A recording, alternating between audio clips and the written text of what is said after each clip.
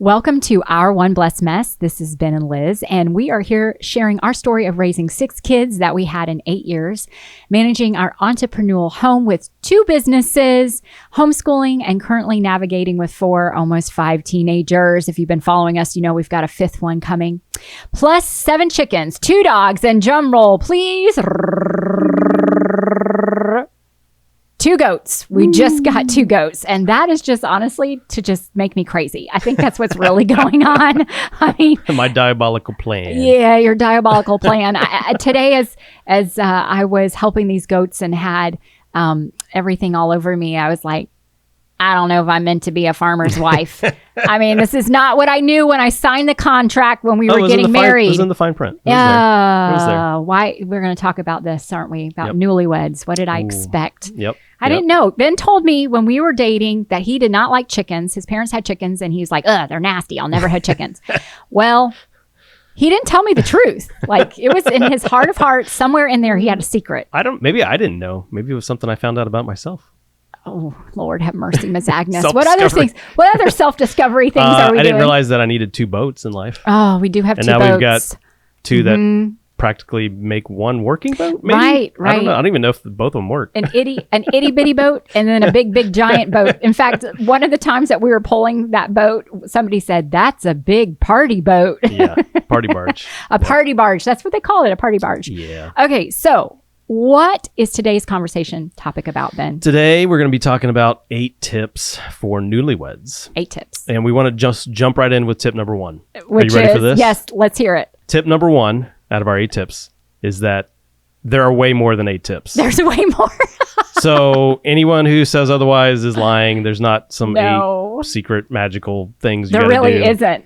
No. Because let's be honest, like each relationship is different Yeah. and it's dynamic. In fact, I would think that a marriage relationship is the most dynamic relationship you have on earth. Absolutely. Maybe even, I know I don't want to sound sacrilegious, but maybe even more dynamic than your relationship with God because embodied. You're embodied with this person. Yeah. The Lord's love happens through relationships. The Lord's love is greater and it's more perfect. Perfect. And it's definitely more of the focus, I guess. On this side of heaven. But as it relates to the dynamicy of a marriage relationship, I mean, it's like second to none, right? It's right. I agree. There's so many twists and turns. There's so many mysteries. Oh, the mysteries. I mean, it's like... Am I mysterious? Every day. You every day. I don't know. Ben, I don't know what you're going to say, what you're going to do. Oh, here we go. Oh boy, wait. Be nice. I think I'm digging myself a hole already. Okay, move on. Move on. But okay, so the point is, there's no magic formula. Right. There's unique and common struggles in each relationship, right? Like absolutely. we have struggles that most relationships have. Yep. But we also have unique relationships.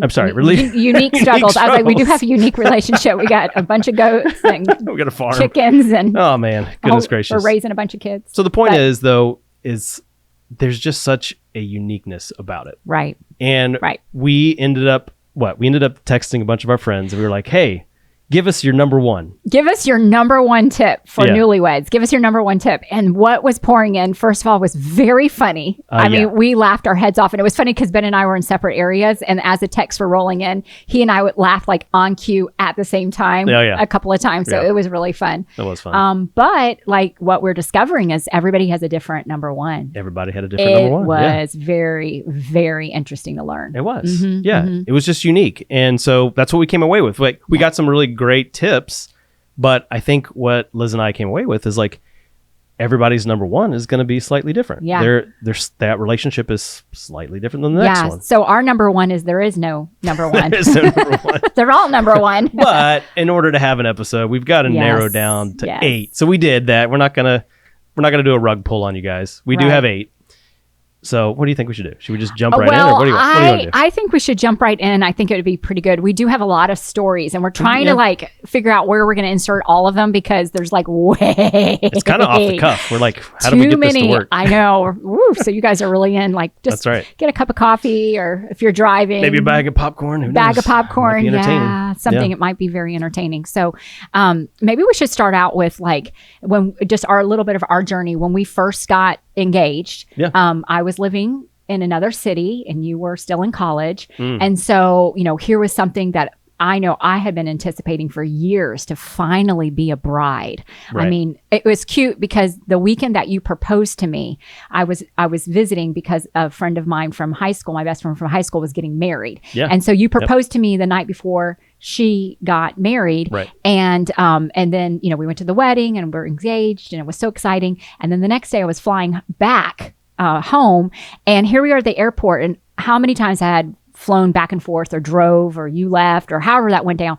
And I would always be the one crying. You'd be like, it's going to be okay. We'll see each other in X amount of weeks or, a couple months or whatever. But this time I was bawling my eyes out. he was at the airport bawling. And you were excited. And what the heck's up with that? I had already gone to the grocery store. I had bought the Bride you magazine. Were like, I can't wait to get back. I'm going to plan. Oh, I was on it because that's one of my gift mixes, planning. Sure, I do enjoy planning. This is true. And I'm strategic. Might I not love be that. my highest. Well, but remember, we were saving that for another tip. You are an artist, so you had your say in a lot of what was going on. Yep. But like, I remember that and thinking like, dude, he's so emotional. I'm like, it's finally happening. I'm getting married, and you're like, your heart was like, this is my wife. Like, this is the woman that I'm going to spend the rest of my life with, Yeah. And so, don't go away. Yeah. And we had a full year of engagement in 2 different cities. And that was really hard. I don't suggest doing that. Yeah. That's not in our tips, but that was very, very difficult. That's a freebie. That was very difficult because we were hardly even in our dating relationship in the same city. So we weren't having those embodied experiences. All of our communication was on cell phones. I don't even think we had text messages. We had email. We didn't have video call back then. No, we didn't have video call. There was no text messages because we're back in the dinosaur ages. Well, there's text messages, but it was... No, it was IM. Like AOL or something. But I was on a night shift and you were on a day shift and in college. Yep. So there was it was hard to connect. Yep. And, I would be alive and spry at like 6 a.m. and you're like, oh my gosh, you're so tired. Yeah. You're waking up. In case you guys didn't know, Ben loves sleep. I do. So anyway, but we started this journey and it was hard because having a counseling session, we had to try to find resources, all these kind of things to work together. And so I kind of wish we had this. Yep. If I were to go back to being, engaged and a newlywed, first couple years of marriage, some of these things that we're going to share are very good. And there are things that we've learned along the way. Yeah, maybe even eye-opening. And so anyway, you want to jump in or do we want to talk about right after we got married and what we experienced? Let's jump in. Let's go to the first one and we'll weave in the stories later. So tip number 1, this is a little bit self-serving because we talked about this in a previous episode. Yeah. But we feel like the number 1 topic was embrace servitarian marriage. And that's just a fancy made up word that we came up with for basically saying, hey, don't be selfish, serve your spouse. Right. That's tip number 1. Put the other one first. If you do that, yeah. And I know a lot of people are like, oh, well, it's 50-50, but it's really not. It's 100-100. Yeah. It really is. Yeah. And we talk about that in episode. We do, yeah. So that's episode, I believe it's episode 8. Yep. So, and again, just to dive in a little bit on that, right? The Bible talks about... there's kind of 2 different views that people get from the Bible, should say it that way. There's a complementarian view and also an egalitarian view. And so we feel like when husbands take on the egalitarian viewpoint and when wives take on the complementarian viewpoint, then there's really no need to argue about which viewpoint is better because it boils down to kind of the same concept, which is serving. I'm going to serve the other person. Yeah, I'm going to serve. And that's scriptural. Yeah.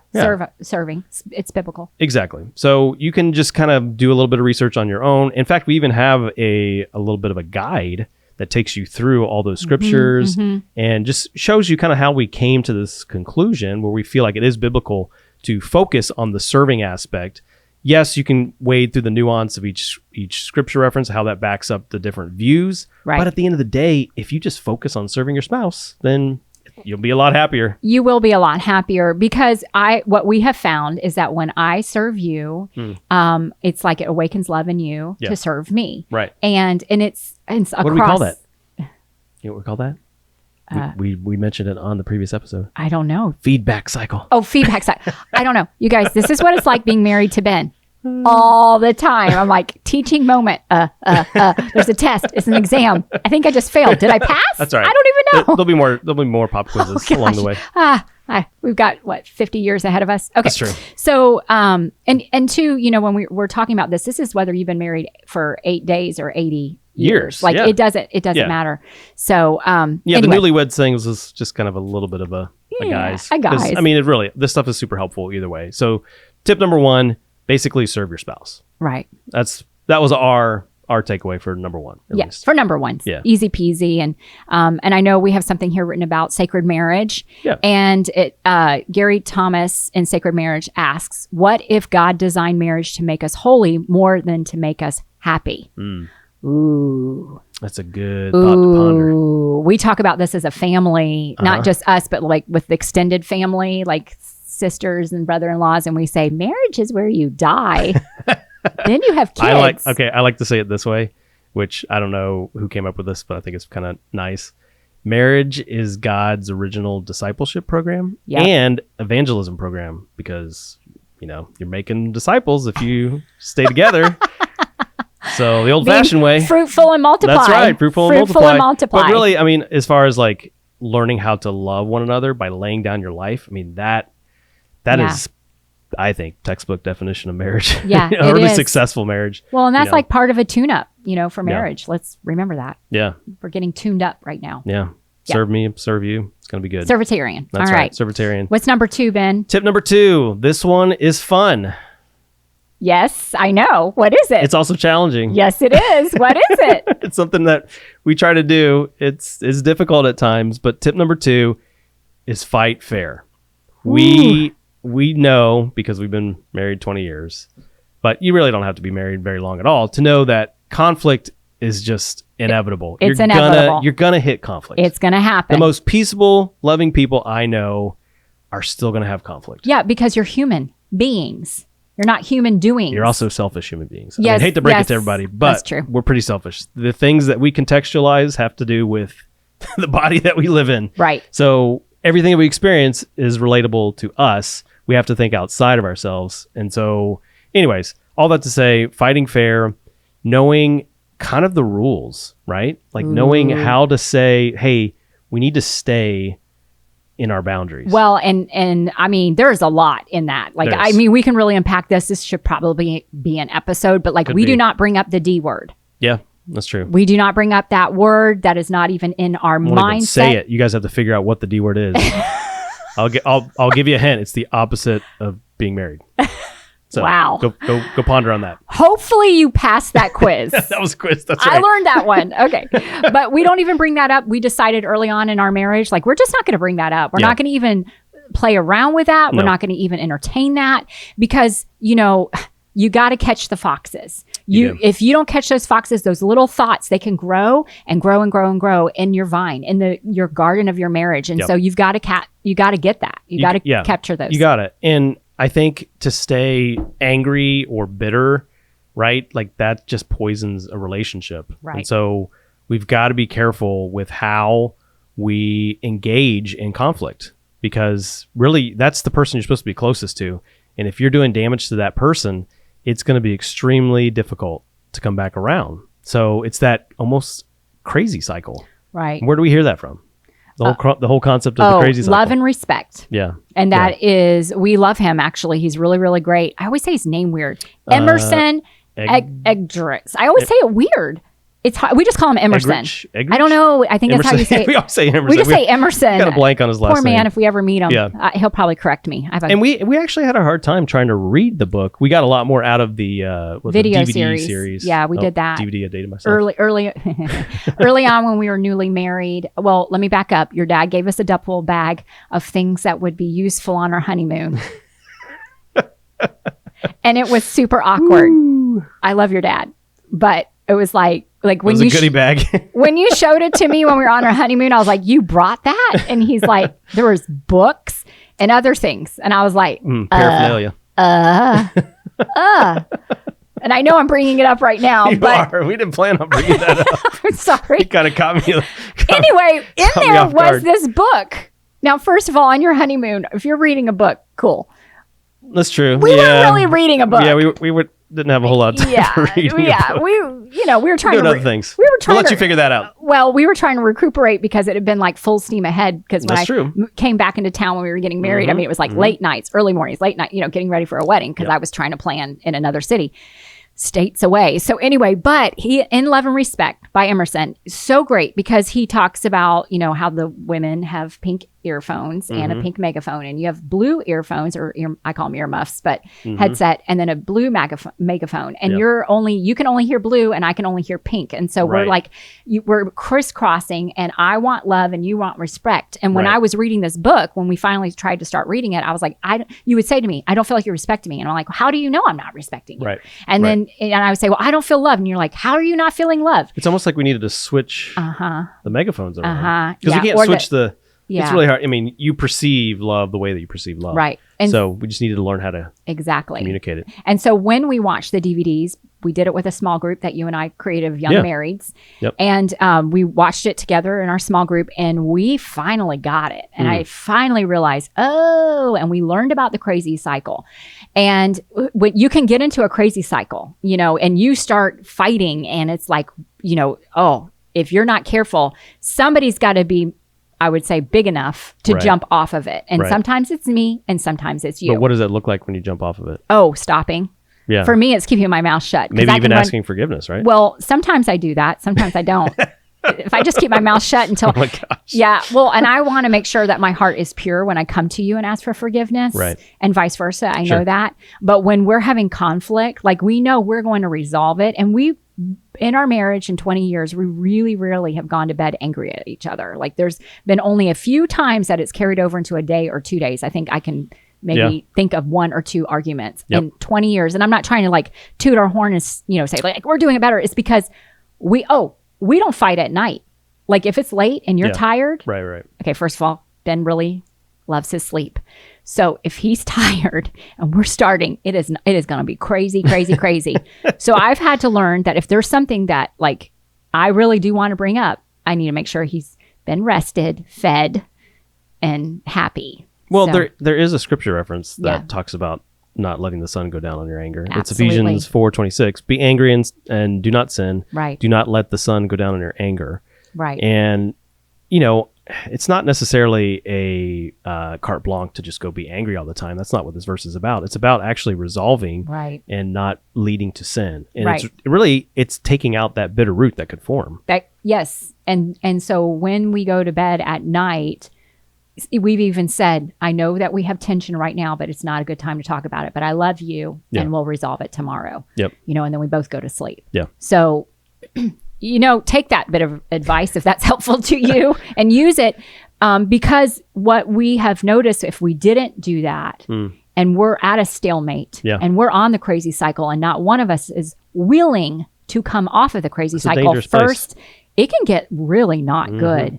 And there is like walls, big walls between us. Right. Yeah. So. Jumping off is important. You got to be willing to jump off. Well, someone has to be the first person to do it. Yeah. And it's really sacrificially. Really, I mean, that's kind of what it comes down to is like going and being low, choosing to, serve that other person by maybe even saying you're sorry first or, doing an act of love or something different to kind of get off that same behavior. So, Absolutely. All right. Do you want to move on? I think we should. Okay. Number 3. I think it's your turn, right? You want me to share? Okay. Yeah. Number 3 is one of my favorites. Never stop dating. NSD. Never stop dating. Ooh, I like it. Yeah. I like it. Talk to me about that, Ben. What does it mean? Basically, it's doing the first things you did in the relationship. I mean, a relationship is built based on making it special, prioritizing time with that other person. So if you just stop cold turkey when you get married, thinking that like, oh, now I've captured this woman, I don't have to do anything.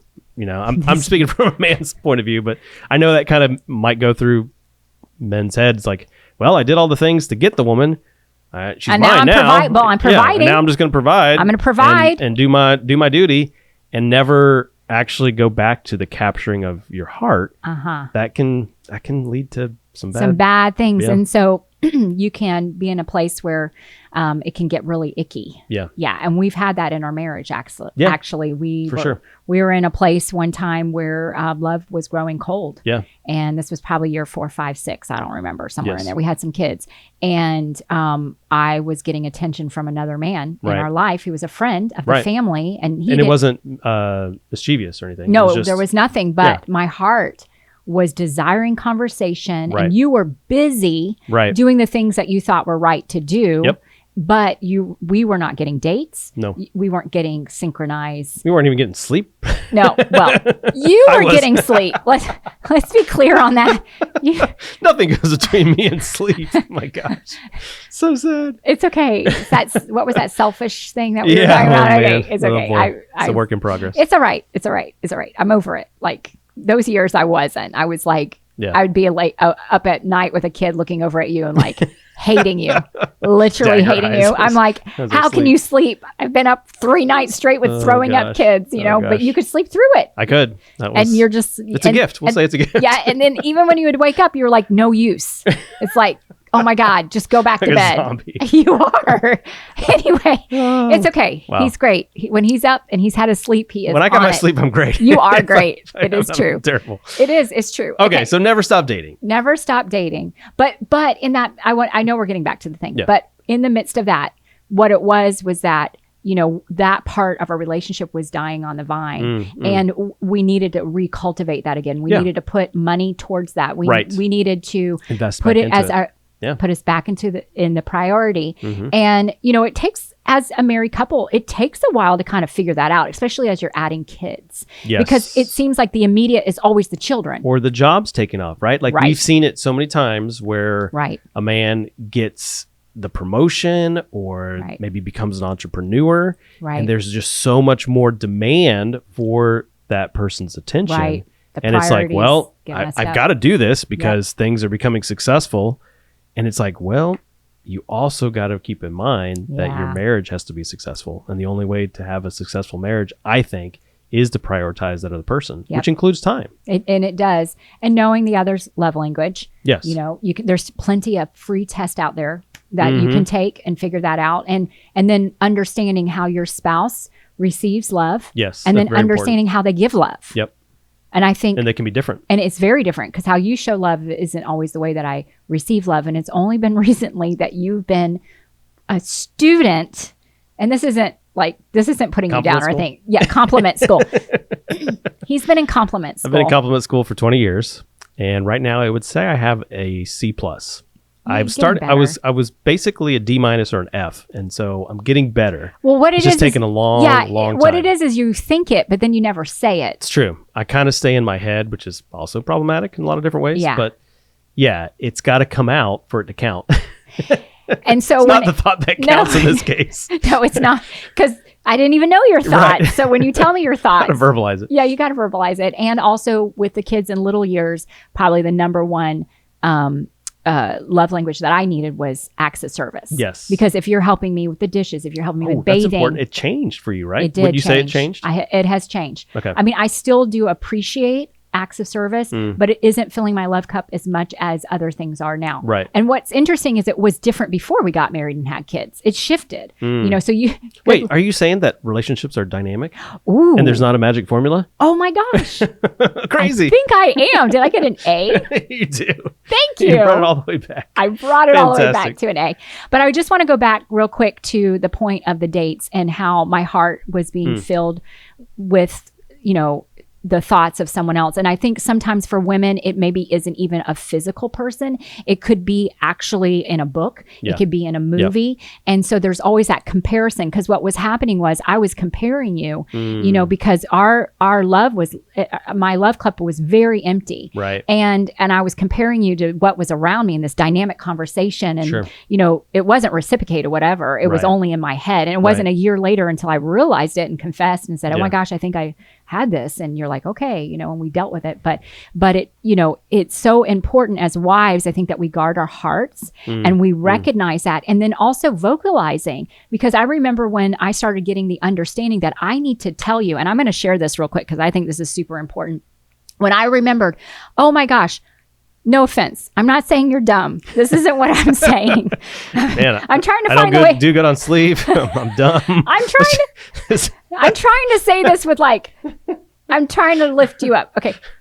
You're not thinking like I'm thinking, right? Like a woman? Yes. Oh. So when I need my hand to be held, that's fair. When I need my hand to be held, I can remember driving around in our minivan and kids in the back and being upset with you because you're not holding my hand. Well, you're not even thinking about holding my hand. You're probably thinking about some football game. I mean, I don't know. Or you're like, I got to get an oil change. Or you're like, I got to keep my kids alive. I got to keep my kids. I don't know what you're thinking, but I'm like thinking, gosh, I haven't been alone with you. And yes, we're in the car, but I guess this is kind of a date. Right. And so I had to learn for me to say, hey, babe, I need you to hold my hand. Yeah. And when you reach over and you hold my hand, I'm not mad at you that you did it because I told you. You did it because you love me and you're serving me and you want to fill my needs. So I had to get that figured out. And I've shared that with a lot of women. Like, hey, make your need known and say, hey, what I would say to you when, it could be a couple of weeks that went by and, money was tight, and I was doing all the things to try to save up to be able to go out on dates and pay our babysitter well.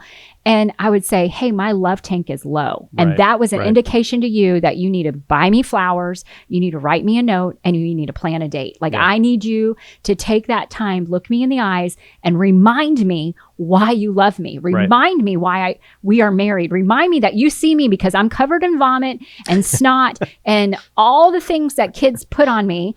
And, I haven't bathed and it's hard. And I need to look forward to something of you romancing me because you're the only one who can romance me. Right. Yeah. That's what it is. And so when I say those things, hey, my love cup is empty, or hey, babe, my love cup is starting to wane, I can't get mad at him that he didn't pick up on it. And he's not thinking about it. And I can't think that my definition of being intimate and being romanced is the same as yours. Oh, here we go. We're going there. Because that's intense. Is this in the tips? It's not, but okay, let's go there. Yeah, it's I think we're gonna get there actually. Okay. Yeah, I think we're gonna get there. Just share it. But, you might as well. Yeah, so it's we were connecting physically, but there wasn't that romance that you needed as a woman. And also romance. I needed to portray as a man. I just didn't realize it. Right. Right. And so because things were tight on time or money, or we had a bunch of kids and we couldn't figure out how to make it work so well, there's still creative ways that I could have done better during those years. And so that's just a hindsight 2020 kind of thing, right? I feel like now I'm figuring out how to prioritize. Not only have I've been going to compliment school, but I've also been trying to go to dating school. So he's doing really good, you guys. I'm getting better, hopefully, not worse. You're doing great. Yeah. So it's just learning how to figure out the needs of your spouse and moving forward with that and realizing that a lot of times just communicating, right? If we were communicating more about it, would have been better. Well, we were learning. Speaking of communicating, we could jump on the tip 4. Yes, let's go. Which is, drumroll please, forgive like it's your job. Because newsflash, it is your job. It is your job. And we talk about this a little bit in episode 6, right? My right to offense. And do we have one biblically? Offense is kind of an epidemic in our cancel culture and just, everything she said, he said, he did, she did. I mean, it's a big pointing the finger is just human nature and it's everywhere. But what's divine is to forgive. That's right. And so Jesus forgives us. He laid down his life for us. Yes, he did. To provide a way for us to be redeemed to God. And so we believe that also includes one another. Yeah. And we've got to be willing to be like him and to forgive. And it's not a feeling, it's literally a decision. There's been times. Yeah. There's been times where it's tough. Oh, it's hard. Super hard. And one of us and the other one will choose to forgive. Yeah. And it goes against, we just know it's the right thing to do. I mean, it's the same thing in our kids. Yeah. I mean, we're teaching them the power of forgiveness. Right. Well, and keeping short accounts. That's important too, because when your kids see that, right, they model that behavior. Yep. So if you can show that you guys forgive one another, even, I mean, not obviously to go have conflict in front of them, but to show the conflict resolution, I think in front of them is important and say, hey, mommy, daddy might have been arguing last night. You guys might have heard it. But or maybe we did on the way home from church. Or maybe we were right in front of you. Or we did it on the way to church. Hey, let's be real. Let's be real. Our one blessed mess. Let's be real. But the point is bringing that back, not letting it just kind of be out in the air, but say, hey, listen, this happened. We've said we're sorry to one another. We're human. We've asked forgiveness. We're human. Modeling that forgiveness pattern and bringing it back to the Lord, I think is super important for kids to see that. Yeah, absolutely. So, yeah. I mean, I think that's pretty much it on that topic. Yeah, I feel like that's good. And I just want to say that, you know, what is that saying? The first one to say they're sorry wins. Yeah. Now, this is very true. So sometimes Ben will come and we'll be in an argument and he'll be like, I'm sorry. And I'm like, don't even say it yet. I am not ready. You're not ready? I am not You want to stay ready. mad? You want to be a little offended for a little bit more? I am upset with you and I would like to be angry for at You wanna least hold on to that another offense? 5 minutes. Or hours, depending, you know. And so, you know, and I am the personality that I need to make sure that I'm right, like, you know, in my heart.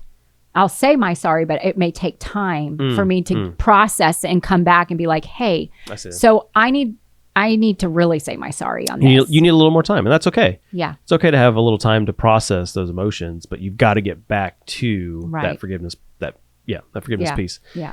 And so, well, the Lord wants us to forgive one another. I mean, for sure. Yeah, something huge. about 70 times 7 or something like that. Yeah. I don't know. I feel like there's something in the Bible about that. Yeah.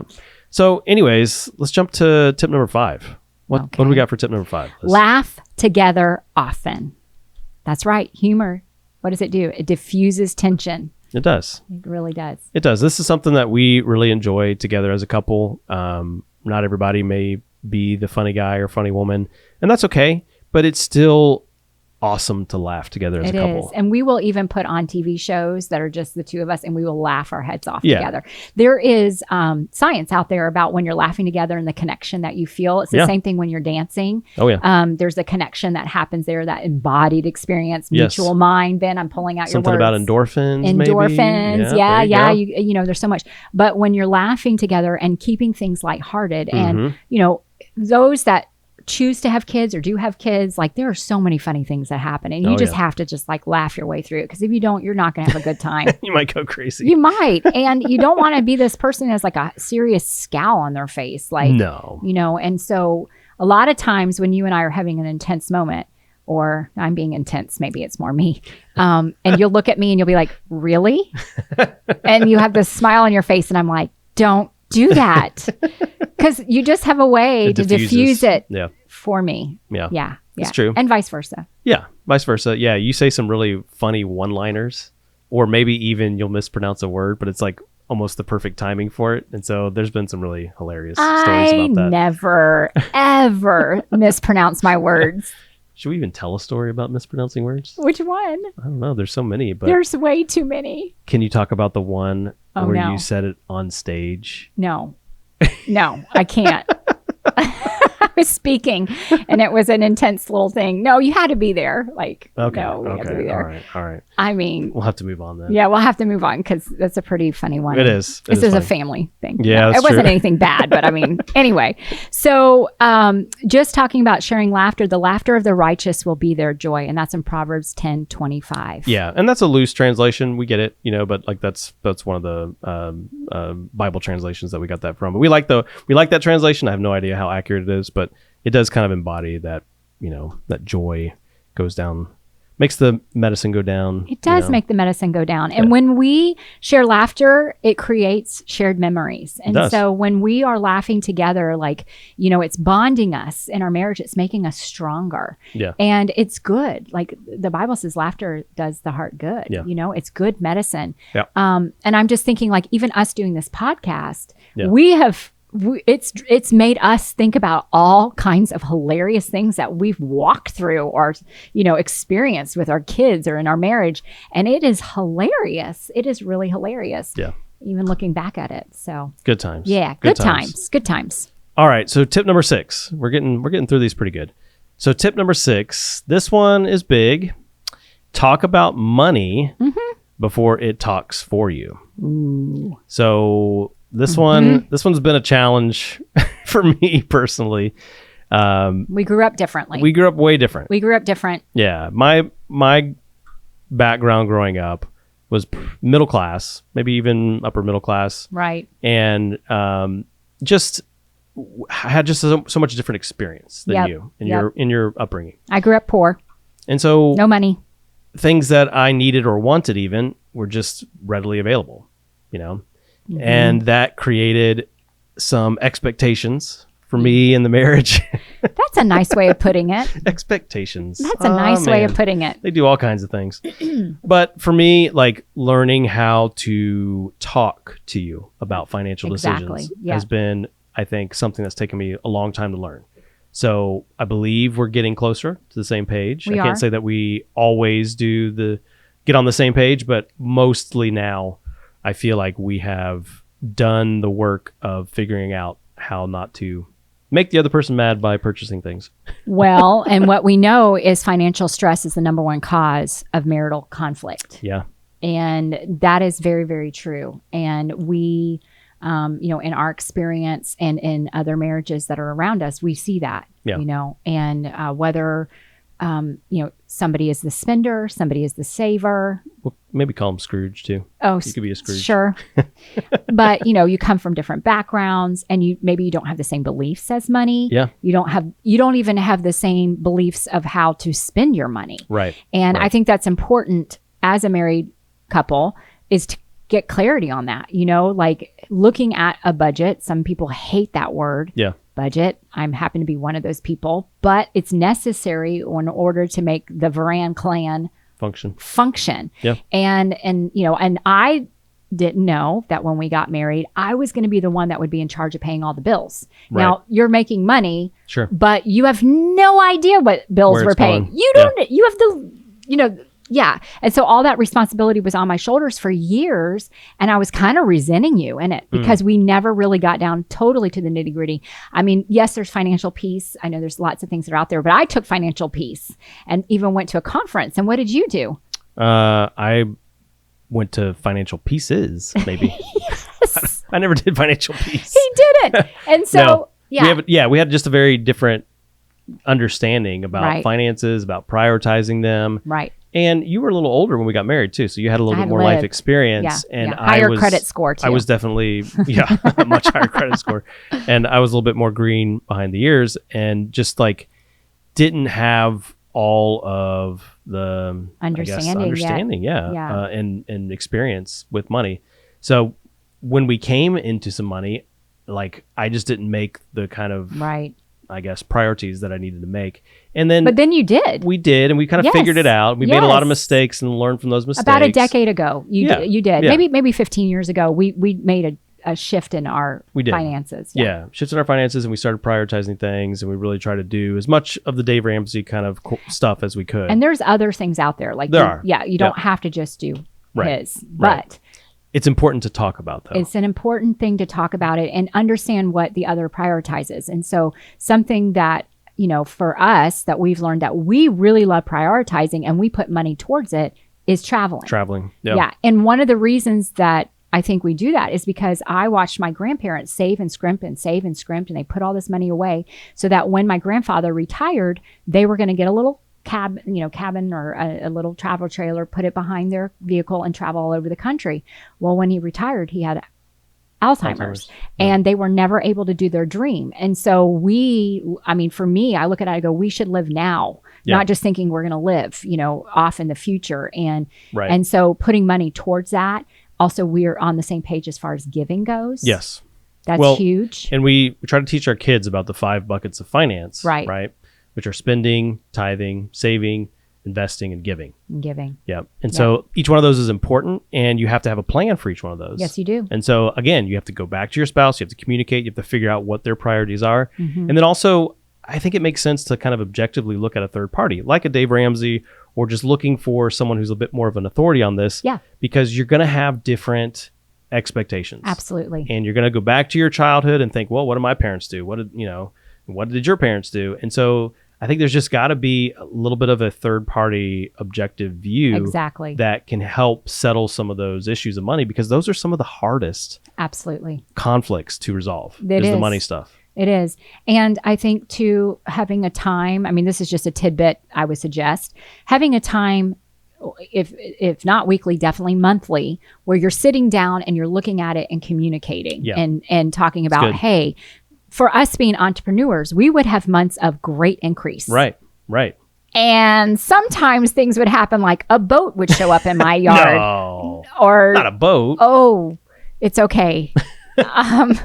I mean, whatever, I don't even know what other things. I'm not going to even go there, but it's like, okay, just having those kind of communication where you're looking at it and remembering, like, I know Dave Ramsey talks about this, having fun money. You have your money, I have my money, blow money. You guys can do whatever you want to with it, and and something like that. If you can start it off early in your marriage, and if you've been married for decades like us, it's never too late to try to figure that out at all. And, and then also too, talking about what's a priority for one spouse and what's a priority for another spouse. And I really feel like that's key, Liz, is like, sometimes people with the most kind of financial sense will just kind of come in and dictate how the money's going to go. I've seen that in relationships. And it's like an entire person is left out of some of those decisions. And I don't think that's biblical. Even if maybe you are the person with the most financial background, you've got the most financial sense. Or how about this? You're making the money.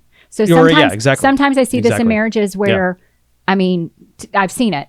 Where the husband is out there, he's making the dough, and the wife is home and she's with the kids, not holding a job or anything like that. Sure. And the dictation always comes from, I make the money. It's our money. Like, you got to throw that out. I mean, it's our money. It's not your money. Right. It's our money. Right. That's hard. It's true. And you got to think, like, hey, that wife or whoever the person is at home, maybe it is the husband, whoever it is, like, they're in it just as much. They're doing all the important things, like maybe possibly cleaning the home or taking care of the kids. And so that person going to work couldn't do all that stuff if they weren't there. It would look a lot different. And so there has to be that mutual equity in that decision making where the other person feels like they're contributing, feels like they are heard. And so talking about money, as hard as it is, like, that's super important for you guys. Yeah. And make sure that you're on the same goals, because, I've seen it where, like, maybe one spouse has like this huge goal to, like, get, X amount of money in savings. And then, like, the kids are never getting new socks and shoes because it's like squirrel away. And it's like, oh my gosh, our kids Someone's are like being neglected. Yeah. And so that's a good point. Yeah. Anyway. Yeah. The point is communication. Talk about it. Money is so important. It is. And just like this next tip, which is also really important, this, I think, goes back to, Liz, what you were saying about dating and about spending time with that person. But this is also about, drumroll please, Ben's favorite, prioritizing intimacy. Yep. And not just sexual, all kinds. Right. Physical intimacy matters. Yep. It's not the only kind that matters, though, right? And so you also want emotional and spiritual and even intellectual intimacy. Yeah. That's one thing that I love about you, is that I try to track with you as best as I can. You humor me. I mean, you're like, okay, let's hear about what you have to say, or let's hear, what your grand plan is. And I think it's just fun to be able to share with you some ideas or something I'm learning, and you enjoy it. Right. You might not always be interested in it, but you're interested in me, and so that makes it enjoyable for you. Well, yeah. And I appreciate that. Yeah, I'm glad you do. It's definitely interesting for me because I have no idea what you're learning or what's going to come out of your mouth. Now, especially when I first wake up and there's a cup of coffee in my face and you're like, hey, so I'm like, what? I would have to say you probably draw the line with my job. If I start talking programming or code with you. Me. Take me home. Beam me up, Scotty. Just take me home. But I've learned about let's see. Oh shoot! Now I don't even know the names of the programs. Python and is it not Reddit? What is it? What is it? Rust? I don't know. I don't even. Please. Different languages. My brain cells are leaving me.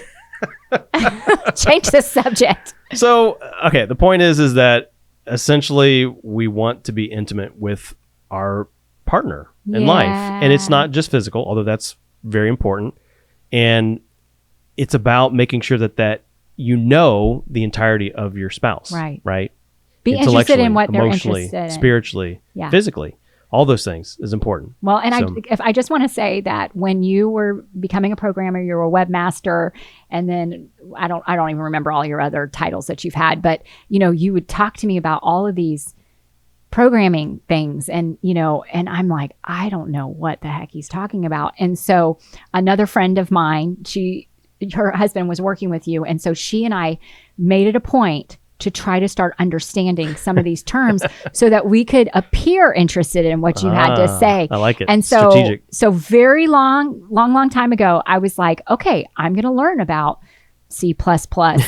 And No, I never did that. I'm just saying that because it's an old one. Yeah. But like, some of these like things that were your life, and like you get excited about Apple and their new phone that's coming out and the new program. And I'm like, okay, let's pop popcorn. And I could really care less, but it mattered to you. And I'm like, I'm in there. And I'm just thinking like there's other examples, like maybe your husband loves basketball or your wife loves the ballet, or maybe your wife loves Pride and Prejudice. Oh, I actually kind of like Pride and Prejudice. Yeah, so that one's not hard for me. Yeah, he watched it all by himself. I don't have to act interested. I can actually be interested. Yeah. You like love... I like romance. Yeah. I don't like a lot of the sappy stuff, but if it's like culturally specific, like in Victorian era, that's interesting to me because of the history. The regency of it all. Yeah. And I'm thinking too, like, all the areas of connecting is also you dreaming. Because one of the things that I have learned about Ben, so you guys know that we love Strength Finders, or I specifically do, and so does he. But I recently went back over Ben's top 10 in Strength Finders, and he has ideation really high, which means he's filled with ideas. And when I read that, I went, oh, that makes so much sense, because Benjamin, right here, sitting right next to me, can have lots of ideas in a very short amount of time. And, for me as his wife, it's like, okay, is he really thinking? Because I'm very practical. So I'm like, okay, so he wants to get a pole barn. All right, now we're going to redo the driveway. Okay, wait, we're going to redo the kitchen. Oh, yeah, the pond. Now, one of his dreams, goats now. Yeah, he's been talking to me for goats for years. We just got our goats. I don't know about this pond thing. I don't want to talk about it. But I mean, like, that conflict point? Yeah, like one time we were driving down to the beach and you were dreaming and you're like, you know what, Liz, we could live in trees. And I was like, treehouse. Yeah. And I said, what? And tried to convince her that was a good idea. I mean, he was like ideating full on. And I said, well, what about lions? And you're like, well, it could be like the Swiss Family Robinson. We would just pull up have our ladder. And I'm like, well, our kids are like toddlers. I'm like, what if they fall off the treehouse? And I'm like, not shooting down your ideas, but just kind of like, and so what I've learned is that when you're ideating, I will say to you, are you just dreaming right now? And you'll say, yeah. And I'll just fly with him and be like, yeah, what about this? What about this? But if he's ever like, no, I'm kind of serious. I'm like, okay, now I really need to put my hat on, because now you got to question it. But that's intimacy to you. Yeah. Right? That's intimacy. I love the being able to just kind of dream. Talk and dream and think through different ideas and concepts. Like, that is stimulating to me. And so I knew that I had to have a partner that enjoyed that kind of thing. Well, and I'm thinking as well, like you're in marketing. And so like you're great for marketing and branding. Like people hire you all the time to do these kind of things. Sure. But it's part of your wheelhouse. Right. It's your gift. It's my gifts. But it isn't mine. And so connecting with you, right? Connecting with you. And that's just one way. And I can think of also a way that you like to connect is through dance. Oh yeah, right? I love to dance. So we've been doing dancing on a semi-regular basis. Yep. And we go, and it's been fun, and I've been learning. And you should see Ben and I do the tango. I can do the tango somewhat. I can do like 2 or 3 movements in the tango, and that's about it. That's about all I got. You're pretty good. It's fun. It's fun. But when we put on this music, like when we put on our ballroom music, the kids are like scatter. Yeah. They're like, they run out of the room. They're like, they're going to make us. But our kids do know swing. Speaking of ideas. Here we go. I have this grand idea. Oh no. To be able to dance with you on skates. Oh Lord. So that's my big pie in the sky, is like, I'm going to do dancing with her because I love to skate. And I also love to do like the jam skating thing where we're moving and dancing together. If you guys go to our One Blessed Mess on Instagram or on Facebook, one of the first videos we ever posted, if I'm not mistaken, is Ben on skates with a leaf blower. This is around Christmas time, out in front of our house and on the road, because we just got the road paved, and he's out there using, I don't know what were you doing? Well, I was doing it so we could clear the road so we could all skate on it. Exactly. Ben is a jam skater. Like, he's hilarious. I try. I mean, no, you're pretty good. Like, no, you're pretty good. Like when the kids have birthday parties and that their friends at their school. Okay. So the school that our kids went to, they had a skate night.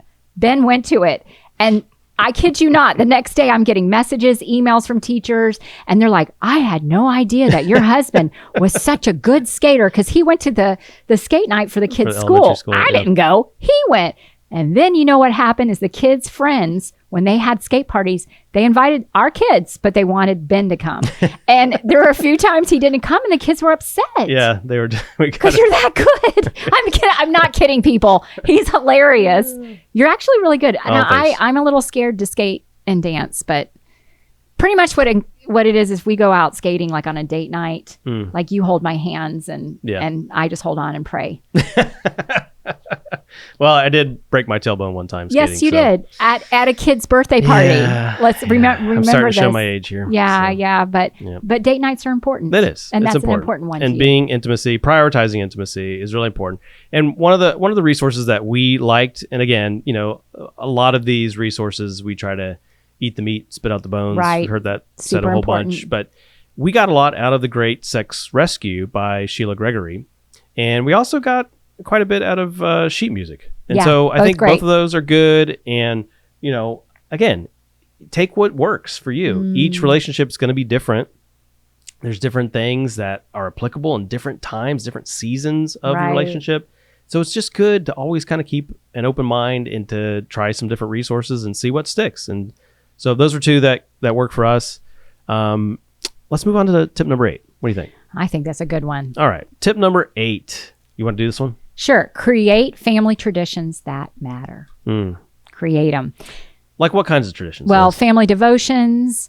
I feel like that is really good because that's strengthening spiritual bonds. Yes. We really prioritize that as in our family. It's not every day. I want people to know that. It's kind of ebbs and flows with our schedule. Yeah.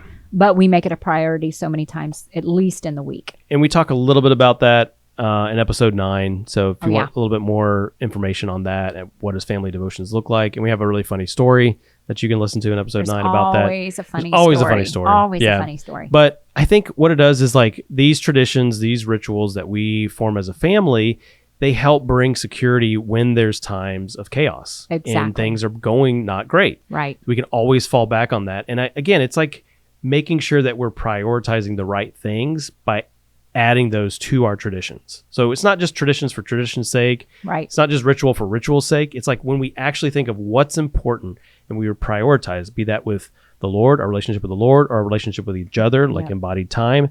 Like these are things that help strengthen those family bonds, and it helps us keep an anchor when things go rough. Right. Exactly. When there's rough waters. And I'm thinking if you're a newlywed or you're on your way to getting married, I had, he's laughing because he knows what I'm about to say. I thought that when I married Ben, we were going to have Bible study every morning. He was going to lead me through the Word of God and that, we would have our Bibles open in a journal and, we were going to go precept upon precept. And so, hey, maybe there's a guy out there that does that. For his I mean, life. kudos to you. Yeah, that may be happening. Awesome I don't know. Do that. But, that obviously did not happen in our marriage. It was like, we got pregnant 3 months in and then I was really tired and like, it was like. It was like a fight for survival. Yeah. And then, then a baby came and then we had more babies. Yeah. And so a lot of that got put on the shelf, but I remember like coming to you and being like, I was upset with you and I felt dissed. I felt not heard. I felt like maybe I married wrong, like stupid things like that. And I came to you and I said, hey, I feel like you're not leading us spiritually. And you said, wait a second. Now, remember, Ben is a teacher. So wait a second. What do you mean by that? And I'm like, well, I feel like you're not leading us spiritually or leading me spiritually because you're not leading me in Bible study. And you said, oh, let's talk about what it means for me to lead you spiritually. And you laid it out. You basically talked about how Christ loves the church. You're providing, you're loving, you're keeping the marriage bed clean, all these kind of things. And I thought, oh, you're right. And then in your sweetest little way, you looked at me and you said, no offense, but when I'm having time with God alone, I kind of don't want you there. And I was like, don't be offended. Don't be offended. Don't be offended. Right. But man. I mean, do you remember saying that? I think so. Yeah. Okay. Yeah. That's pretty early on. Yeah. But the thing is I was like, oh, I guess that does make sense. And then it made me not be angry with you. Like when I saw you having quiet time and not inviting me in it and just realizing like you have your own personal walk with God and you have things that are pulling at you all day long too. Right. Your job is very demanding. Your business is demanding. And so being able to have that time with him is super important, just as it is important for me. Yeah. And do come together. We Yes. share what we're getting from the Lord. Yep. I mean, still, we're not studying out the Bible together. Sure. We're We're on different tracks. We're doing it separately, but we're Yeah. not doing it joint together. Everything, and that's I think that's where you're going, right? Right. It's That's like, what I'm saying. yeah. Yeah. Now we'll do family devotions where Sure. we all kind of come together, but it's more of and that. we like, what's the word I'm looking for? Not depress, debrief. We Debrief. debrief at sometimes at the end of the day, and we share Yeah. what we're learned or what we're going through. What the and- Lord is speaking. Yeah. So Right. definitely we have times of connection where we're bringing it back together. Absolutely. And it's really cool when like the Lord is speaking the exact same thing to you that he's speaking Yep. to me, whether it was in our devotions or conversations and things like that. And our family devotion time is part of tradition. We're both getting things out of it, but we're also training our kids, Yes. and that's 100%. important. So anyway, all Yeah. that to say, I do love you and do respect your time with the Lord. And even though you're not, diligently giving me those tests on Song of Solomon, Well, yeah. Maybe in the next 10 years I'll work on that. no, We'll you're see. crazy. There's always You're room for crazy. improvement. You're All right. crazy. So those were our 8 tips, but we've got one final bonus tip. Whoop, bonus round. Here we go. Bonus round. Number bonus 9. round. This is the bonus tip. This one I think is specifically applicable in our day and age, maybe even in the last 10 to 15 years. It's limit digital distractions. Yes. We just did a massive deep dive the last episode, Ooh. Family Digital Detox. Longest you guys episode. check that out. Yeah. Longest episode by far. But super dense. There's a lot of good information in that. Yeah. Basically, what it comes down to is we are made for embodied experiences. Right. And if we are spending the majority of our time on digital devices, then we're actually short-circuiting our brain's way to connect with other people. Right. So we want to experience this concept called mutual mind, which is basically when two faces come together and there is a even unconscious synchronization of brains that are looking face to face and experiencing some of the same character and emotion together. Absolutely. And that happens through conversation, that happens through synchronous conversation, being synced with one another, No real time. distractions. Yeah, no distractions. You're giving your full attention. So we said all that to say that when we are distracted with our digital distractions and our binge watching of things or giving ourselves to video games or even social media. I know social media is a big one for women. Gaming is typically a thing more for men. Doesn't always have to be that way. I mean, it can go either way. But there's just so much distraction in our culture today. We just feel like it's massively imperative to say, hey, we've got to prioritize the face-to-face. Right. And we've seen so much fruit from this Absolutely. when we do that. Yep. When we are prioritizing our time with one another, our attention with one another, we reap so much good things that come from that. And we have a digital detox Guide, PDF guide that you can download if Yeah. you want. It's totally free. It's on our website. It's on our website. Yep. It's we can maybe even put it in the notes for We'll this put it in one. the notes for this one. Yep. But you guys, it is really, really good. And it's so helpful. And you can do this even single. You don't have to do Sure. it, in a family. You can do it Right. married. You can do Yep. it with your family. But highly recommend it. Because early on, when we were married, what was happening, Ben Varan? Wow, I feel like I'm telling all the stories of what not to do. I But sleep that's too what much. people want to hear. No, it's okay that you sleep. I'm not against you sleeping. This was important because this was something that I personally struggled with was gaming. Right. And so I came into the marriage and like you and I spent 2 years Apart. and that was our relationship. Right. So when we got together, married, this was like some of the first times that we were spending ample amounts of time in together. the same like city. Weeks and weeks and weeks together. We had never really done that. We hadn't done that before. In So a getting married, it relationship. was kind of not a rude awakening, but just, we were seeing things of one another that we hadn't Yet. because we were long distance relationship. So one of the things that you saw about me was that I actually played too much video games. Uh-huh. And this was back when like the internet gaming was becoming a thing and that Popular. we could like high speed internet was becoming more and more avavel. No more dial-up. And I remember in our apartment, we got high speed internet. And I was like, oh my gosh, this I is remember amazing. this. So back in, Uh-huh. this was early 2000s. And we're married and then newly pregnant. And then I'm neglecting you because I'm staying up late playing video games. And you would stay up really late, like till Yeah. 2 or 3 in the morning, and then you would have to get up and go to work. Right. And so I was just dog tired. Yeah, you were dog tired. You weren't prioritizing sleep then. No. It's only later. But I didn't realize how much you were playing video games because I was newly pregnant, and I would sleep. I'd come home from work and lay down on the couch and be out and wake up like 5-6 hours. And I'm like, oh my gosh, because it was a new baby. I mean, I was just conceived. And so what happened? So I felt the conviction of the Lord, and I just quit cold turkey playing video games. Yes, you did. And so that was hard, but it was necessary. And I knew that for me and just the way that I'm wired, I like to get in and master something. I like to stay on the details of something. And so video games was just like that. There was just a natural kind of addiction or addictive quality to it because I wanted to master it and I wanted to be number one. And I would just find myself spending way too much time. Right. And then neglecting you and even my own sleep, which is very precious in case you haven't noticed. So it was definitely like a heads up moment. Yeah. And I really felt the Lord say, you've got to give this up. Like this is important if you want to stay married. Again, I'm not saying everybody has to give up video games. Hear me out. I'm not saying that. For me personally, though, I knew that I had to stop playing online games because they were too addictive. They were. And because you made that, our marriage did have a turn. Like there was a turn. Even early on. Even early on. Absolutely. Yep. Absolutely. Yeah. So bonus tip number 9, right? Limit digital distractions. Find out what your maybe addictions are when it comes to digital things, because really it's super highly addictive. Like there's brain science being employed so that way you stay engaged with screens, with devices, with social media, with games.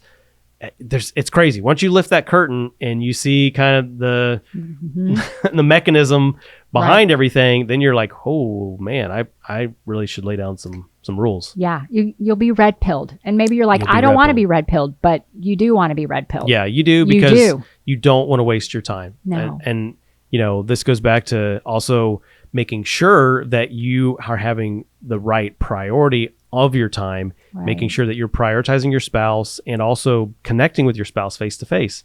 So if those kind of screen time addictions are interfering with that, then it obviously, you got to make a change. Exactly.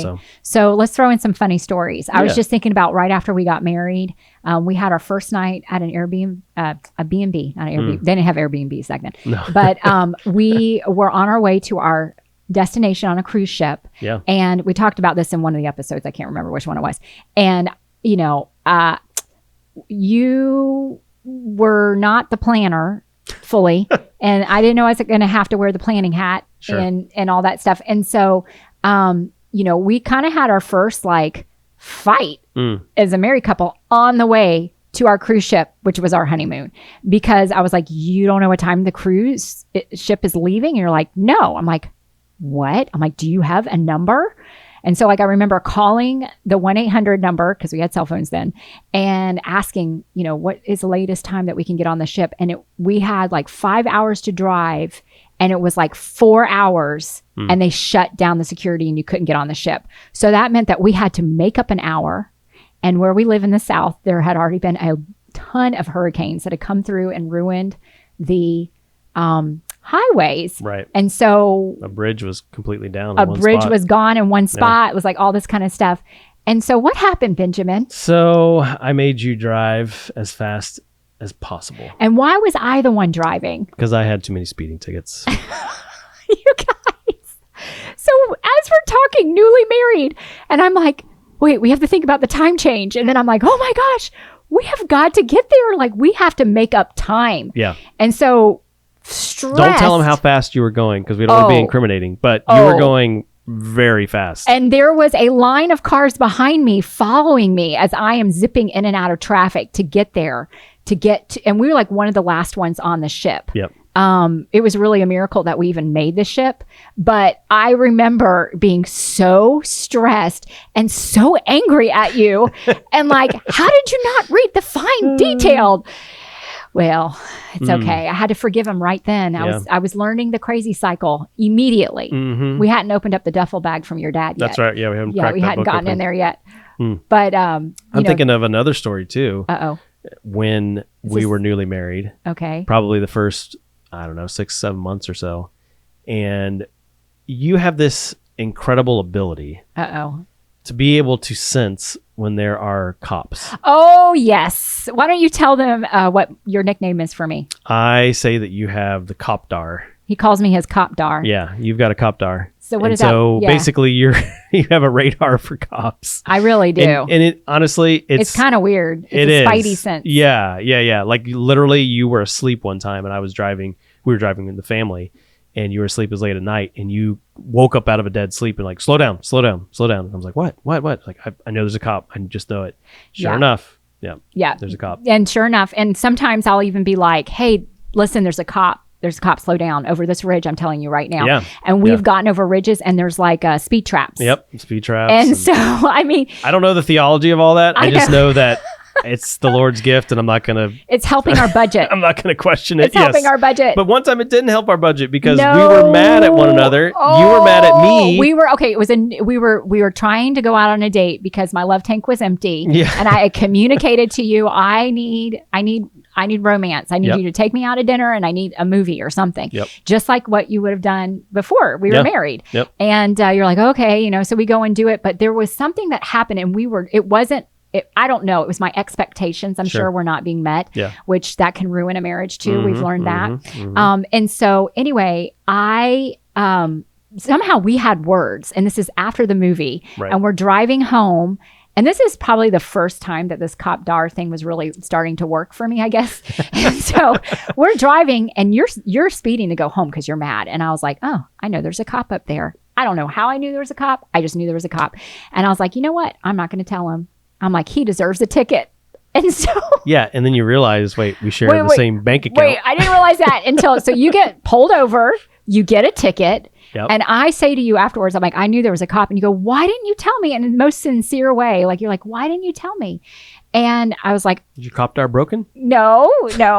And so that's like when we were first discovering it. Anyway, and I said, well, I was mad. And so anyway, we like end up having a whole conversation about like we're a team and, expecting the best out of you and not thinking like you're the enemy and I'm the enemy and that we're on each other's team. We're in each other's corner and believing the best in you, believing the best in me. Yep. And so in the process of that, it was like, oh shoot, I really should have told him. And then the ticket came in the mail. Ooh. And we were on a shoestring budget. And I was like, oh, I am never not going to tell him. Right. And so how mad you are. No matter how angry I am, because it's got to come out of our budget. Right. That's right. And so, I do have that little crazy spidey sense of like, there's a cop, slow down, you know?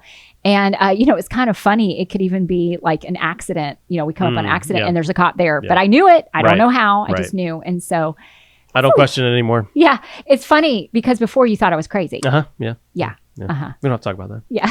I've already unearthed enough stuff about me. No, just kidding. Love and marriage. Oh yeah. Yeah. It's good. Okay. We talked about a lot. I think there's a lot of good stuff here, but the takeaway, I think the biggest takeaway from all of this is prioritizing your spouse's needs over your own. I mean, if I had to sum it up into one word, just being unselfish, right? Learning how to serve your spouse. That whole servitarian thing, the first tip we talked about, it's all kind of related, right? Selfishness just kills marriages. I found out the hard way. I mean, I've done it wrong so many times. So have I. And we just have to follow the Lord's example. He came, not to be served, but to serve. And if we expect anything more than that, even in our marriages, like that's a marriage killer. So we just have to learn to prioritize the other person, serve the other person, find out their needs. Like, don't be selfish. Selfishness is a marriage killer. It is. It's a weed. Yeah. It's a weed. And we want to recognize those things and, take them out. And we want to make sure we're keeping short accounts as well. Yes. That's part of being selfless. Yeah. Even when we are selfish, forgive, making sure that you say you're sorry, making sure you forgive your spouse. So important. So just reading from Ephesians 5:20-21, giving thanks always for everything to God the Father in the name of our Lord Jesus Christ, submitting to one another in the fear of Christ. I think that's super important. Being able to submit one to another, being able to be unselfish. I feel like, man, if we can learn to do that well, we will be so much better in our marriages. Absolutely. Fruitful. That's right. Being fruitful. Fruitful and multiply. Fruitful. Well, yes, and multiply. God's original discipleship and evangelism program. Oh, Lord. Well, Go and make those disciples. Yes. The Make fun them way. the fun. Oh, Lord, we better get off of this episode. Okay. So thanks for being a part of our One Blessed Mess today. Gosh, I hope you enjoyed this. I hope you laughed with us and enjoyed it. Don't forget to subscribe and share with a friend who may need the encouragement, or a newly engaged couple, or newly married, or maybe even 80 years. 80 years. If somebody has been married for 80 years, We wanna I hear would from like them. to have coffee with them. Exactly. I would like to hear what their wisdom is, That's right. you know, and just hear what would they have to say, you know. And also too, I know that we didn't say this, but say I love you often. You know, it's important to Says hear it that. right. I've heard a lot of older couples say I Yes. love you every day. Yeah. But anyway, we just want to say thank you for being here today. Thank you for being a part of it. We love getting feedback. If there's something that you would like to hear what our thoughts are on, just DM us, because, love that. you know, email us, whatever. We'd love to tackle some of that. And we want to just say, until next time, embrace your beautiful mess, because if our mess can be blessed, then what, Ben? So can yours.